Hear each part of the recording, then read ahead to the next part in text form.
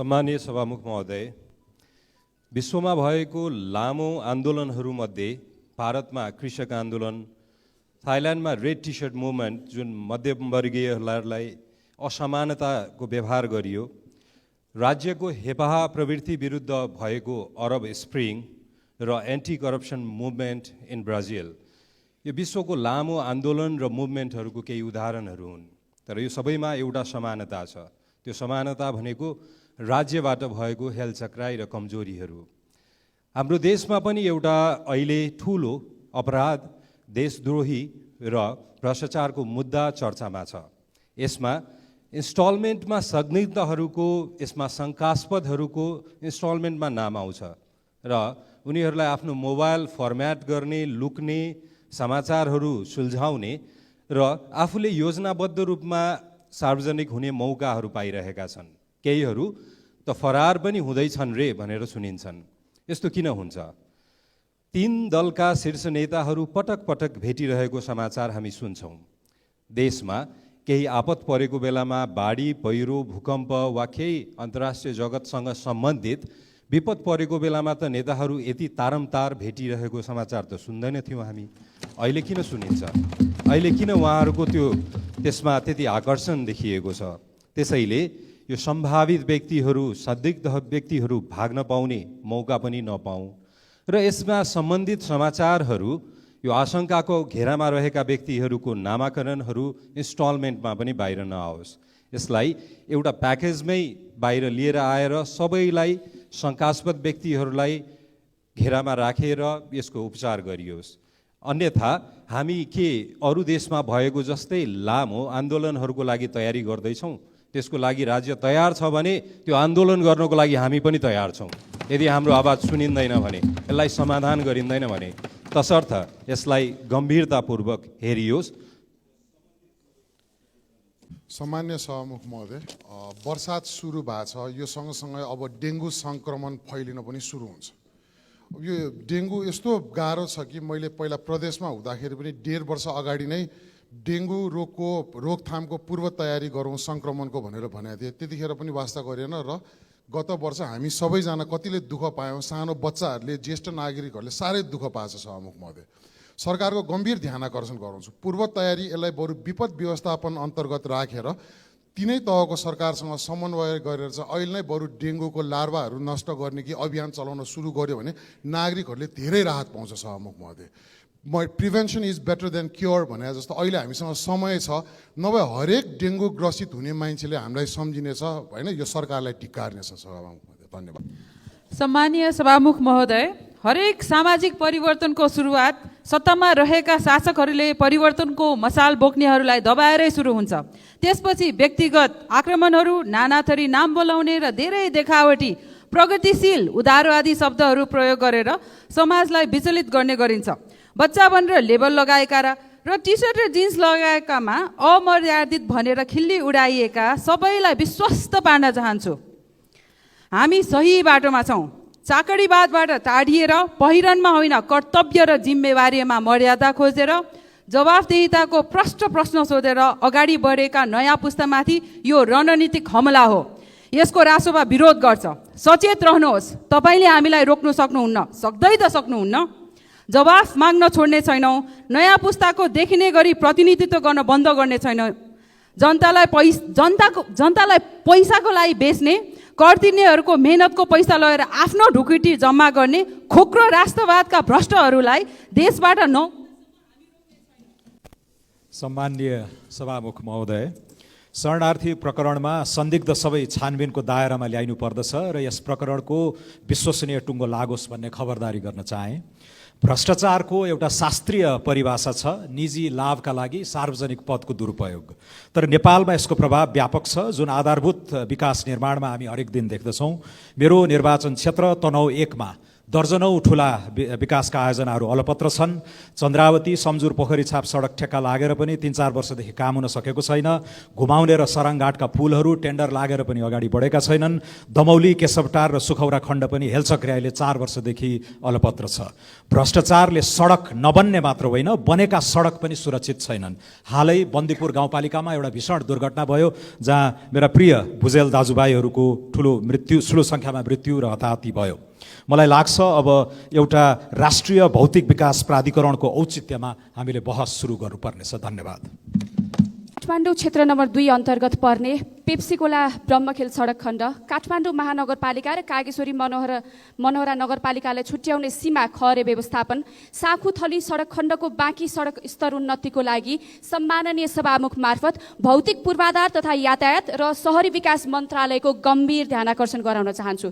सम्माननीय सभामुख महोदय, बर्सातको समय आउनै लाग्यो। मलाई अघिल्लो वर्षहरूको सम्झना छ। बाटोमा हिँड्दाखेरि पानी कम्मरसम्म आइपुग्छ, मान्छे बगाउँछ, बच्चा बगाउँछ। त्यो घटना घट्दाखेरि सरकार संवेदनशील भएको जस्तो देखिन्छ, तर व्यवहारमा संवेदनशीलता मैले देखिनँ। यस्तो सरकारको व्यवहारले म वाक्क भएको छु सभामुख महोदय। त्यसैले म भन्न चाहन्छु, त्यति बाटो बन्नको लागि, त्यति ढल, त्यति खहरे व्यवस्थापन हुनको लागि सरकारले कति बच्चाको मृत्यु कुरिरहेको छ, जवाफ चाहियो। सम्माननीय सभामुख मार्फत म सरकारको गम्भीर ध्यानाकर्षण गराउन चाहन्छु र यो यथाशीघ्र व्यवस्थापनको लागि अनुरोध पनि गर्न चाहन्छु। धन्यवाद। मेरो निर्वाचन क्षेत्र पूर्वी चितवन बाढीको उच्च जोखिम क्षेत्र हो। पूर्वी राप्ती तथा यसका सहायक खोलाहरूको उचित तटबन्धन नहुँदा वर्षेनी जनधनको क्षति हुने गरेको छ। लोथरदेखि सौरासम्मको राप्ती ड्याक विभिन्न खण्डमा मर्मत सम्मार नहुँदा ड्याक फुट्ने सम्भावना रहेको छ। भण्डारा, कठार, कुम्रोज, सौरा लगायतका क्षेत्र बाढीको उच्च जोखिममा रहेको छ।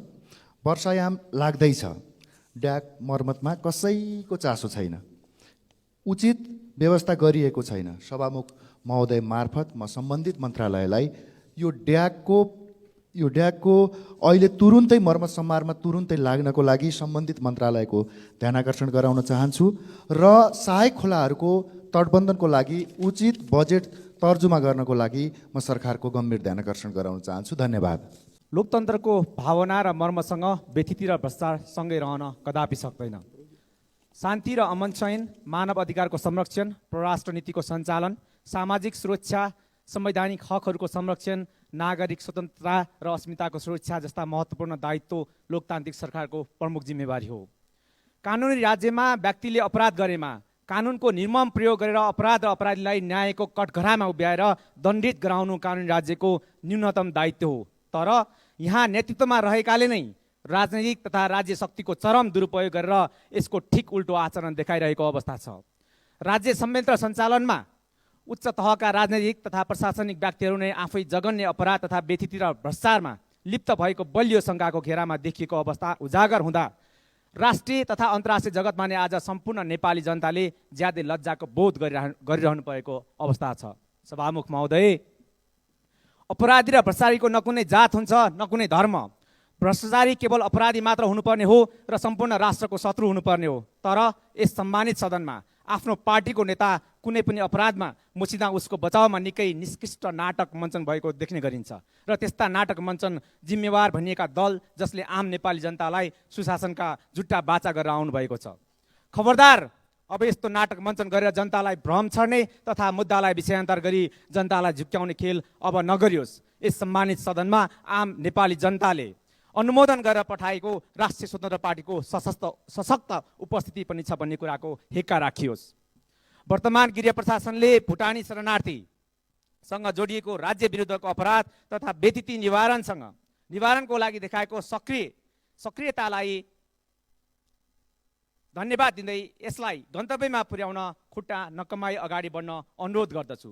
तर अझै पनि शङ्कास्पद उच्च ओहदामा रहेका सबै व्यक्तिहरूको अनुसन्धान गर्नमा, पक्राउ गर्नमा अलमल र ढिलासुस्ती भइरहेको महसुस गरिरहेको वर्तमान अवस्थालाई अनुसन्धान गर्नमा, पक्राउ गर्नमा र अलमल र ढिलासुस्ती भइरहेको महसुस गरिरहेको वर्तमान अवस्थालाई चिर्दै आम नागरिकलाई विश्वास दिलाउनु अनुसन्धानमा संलग्न प्रहरी अधिकृतहरूको जिम्मेवारी हो।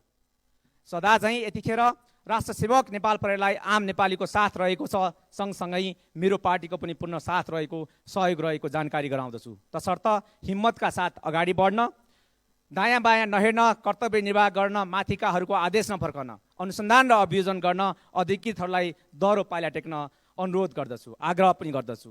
सभामुख महोदय, आफ्नै देशका नागरिकलाई नागरिकता च्यात्न लगाएर अनागरिक बनाएर नक्कलै भुटानी शरणार्थीको नाउँमा तेस्रो देशमा बेच्न ठुलो धनराशि असुल्न उद्धत तस्करहरू ठगहरू जोसुकै हुन् त्यस्ता संलग्न अभियुक्तहरूलाई कानुनी कठघडामा ल्याएर दण्डित गर्न मौजुदा कानुनमा कुनै कमी नरहेको हुँदा आम जनतालाई भरोसा हुने गरी कानुनी राज्यको आभास गराउन अब कुनै पनि बहानामा ढिला गरिनुहुन्न। सभामुख महोदय, राज्यको सङ्गठित अपराध निवारण ऐन 2070, भ्रष्टाचार विरुद्धको राष्ट्रसङ्घीय महासन्धि 2003, मुलुकी अपराध संहिता 2074 को दफा 249 को ठगी सम्बन्धी व्यवस्था लगायतका कानुनहरूको भरपूर प्रयोग गरेर यसमा संलग्न माथिल्लो तहका संरक्षकहरू, इन्फोर्सरहरू, फिक्सरहरू, क्लिनरहरू र लाउन्डरहरूको समेतको संलग्नतालाई भित्री तहसम्म पुगेर निष्पक्ष अनुसन्धान अगाडि बढाउन तथा दोषी कसैलाई पनि राजनैतिक आवरण वा त्यस्तो कुनै बहानामा उन्मुक्ति दिने प्रयास नगरियोस् पनि सभामुख मार्फत सरकारको ध्यानाकर्षण गराउँदै गृहमन्त्रीज्यूलाई सदनमा उपस्थित भई कारबाही प्रक्रियाको यथार्थ जानकारी सदनलाई जानकारी गराइयोस् पनि अनुरोध गर्दछु। धन्यवाद। राष्ट्रिय स्वतन्त्र पार्टीले सधैँ व्यथितिको कुरा गर्यो, भ्रष्टाचारको कुरा गर्यो र त्यति बेला हामीलाई अरूकाको कुरा काट्ने मात्रै भनियो। तर आज घटनाहरूले प्रमाणित गर्यो कि यो देशमा भ्रष्टाचार कति रहेछ, यो देशमा भ्रष्टाचार कति व्याप्त रहेछ। सभामुख महोदय, धेरै वर्ष अगाडि एउटा किताब लेखिएको थियो, बटम बिलियनायर अर्थात् पिँधमा रहेका अरबपतिहरू। त्यो किताबमा भनिएको थियो कि एउटा देश असाध्यै अथाह स्रोत साधन हुँदै पनि गलत नियत भएका र स्वार्थी राजनीतिज्ञहरू भयो भने सधैँ गरिब हुन्छ भन्ने कुरा लेखेको थियो। आज हामीलाई हाम्रो देश प्रमाणित भयो कि अथाह स्रोत साधन हुँदै पनि यहाँ हामी गरिब हुन बाध्य भयो। तसर्थ अहिले जुन नक्कले भुटनी शरणार्थीको विषयमा जुन घटना आएको छ यसले नेपाली राजनीतिलाई जति लज्जित बनाएको छ, म सम्मान्य सभामुख मार्फत नेपाल सरकारका गृहमन्त्रीलाई संसदमा आएर त्यो घटनाको छानबिन कहाँ पुगेको छ जवाफ दिन हुन अनुरोध गर्दछु। र नेपाल राष्ट्रको लागि म सम्मान्य सभामुख मार्फत नेपाल सरकारलाई यो घटनाप्रति लज्जा बोध गरेर खेद प्रस्ताव पास गर्न अनुरोध गर्छु। धन्यवाद। मौर्य साम्राज्यका महामन्त्री चाणक्यले चिसोबाट पीडित जनसमुदायलाई कम्बल वितरण गर्ने दिनको अघिल्लो रात बस्तीको सानो कुटीमा बिताउँछन्। कुटीमा राति चोर आउँछ, चोर्न लायक केही नपाएपछि त्यही कम्बल चोरेर भाग्ने सोच्दै गर्दा महामन्त्री चाणक्यलाई पुरानो च्यातिएको कम्बल ओढेर सुतेको देखेपछि चोरको आत्माले आफैलाई धिक्कारेको महसुस गर्दै कम्बल नचोरी भाग्छ। विगतका केही बैठकहरूमा भ्रष्टाचारको विषय 171 पटक उठान भएको तथ्याङ्क बाहिरिएको छ। सुनवाई कहिले हुन्छ सभामुख महोदय? हामीले भोग्दै आएको राजनीतिक संस्कार एउटा कम्बल चोरको भन्दा पनि भ्रष्ट र पतित हुँदै गर्दा राज्यको संयन्त्रहरू ठुलो हेर्दै बस्ने कहिलेसम्म सम्माननीय सभामुख महोदय? नेपालको जय होस्। धन्यवाद। तारकेश्वर नगरपालिका वडा नम्बर 10 मनमैजुमा राष्ट्रिय न्यायिक प्रतिष्ठान बन्ने क्रममा केही जग्गाहरू रोकिराखियो।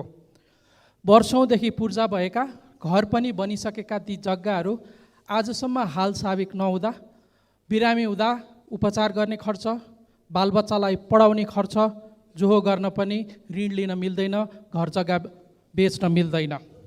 यसरी वर्षौँसम्म 10औं वर्षसम्म हाल साबिक नगरिएको यो अवस्थालाई अन्त्य गरियोस्, ती जग्गाहरू हाल साबिक गरियोस् र त्यहाँका जनतालाई न्याय मिलोस्। धन्यवाद।